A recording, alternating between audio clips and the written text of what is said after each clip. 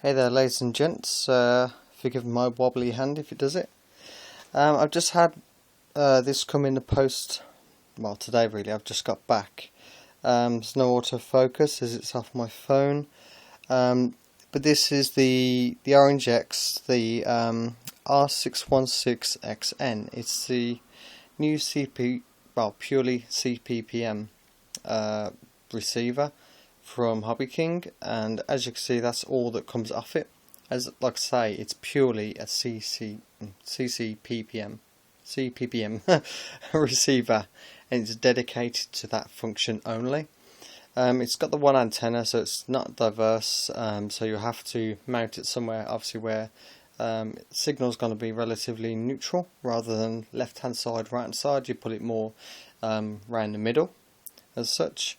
But they may change that in a future revamp of this product. But as you can see there, I've got a 5p piece in my hand just for a size comparison, and yeah, that's the actual size next to a 5p piece, the smallest coin we produce, and that's the actual receiver. That is it. It weighs nothing. Couldn't remember, it's weighed something like about 6 grams, 10 grams, and that includes obviously this as well in the weight assessment. If it was just this, it would weigh even less, but as it's turned up tonight, like I said, I just got back, I can probably test this in my quad tomorrow.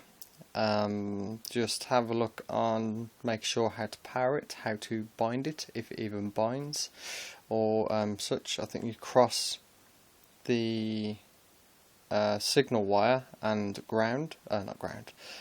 positive wire, and then you power it up through that, something like that. I'm going to have to double check, so I don't want to blow this up. There's a tiny little circuit on the back there, it's kind of hard to see, and it just looks like a small little power regulator. It's got 6 volt, it's a 220 6 volt, nothing else on it, and then a KB or K8, very tiny text. It's even harder to read that way around. K930.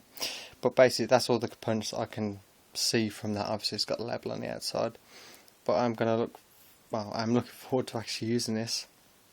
Obviously, yeah, just for the sheer sake of its lightness. It won't make much of an impact on the flight time for my quad, because it's just generally so small that it's a negligible amount really.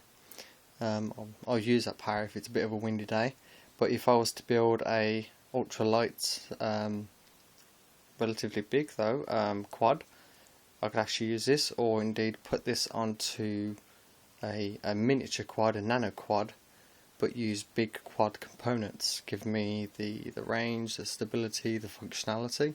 I'm also going to try and mix this together when I get it working, the NASA 32 Mini, possibly minimum OSD as well, but I'll probably put that on my big quad. I've got bits and pieces from my last crashed quad, and the arms are still good, motors are still good, all that stuff is fine, because I also transferred most of the working components into my Zabo 250, and yeah, I might actually put together a little big mini quad with full range, hopefully. Cool, well thanks for watching guys. So I'll just read it out again. It's the OrangeRx R616XN. It might not be, weirdly enough, might not be on display on Hobbyking. I went to the website, tried to find it manually, put a name as well, and it actually never come up.